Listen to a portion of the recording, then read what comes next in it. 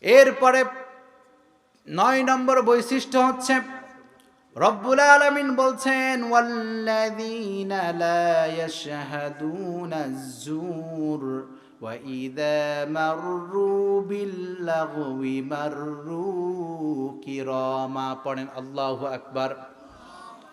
রব্বুল আলামিন বলছেন রহমানের বান্দা যদি তোমরা হতে চাও, ওয়াল্লাযীনা লা ইয়াশহাদুনা আয-যুর, রহমানের বান্দা হচ্ছে তারা যারা মিথ্যা সাক্ষ্য দেয় না, মিথ্যা কোনো কাজের মধ্যে জড়ায়।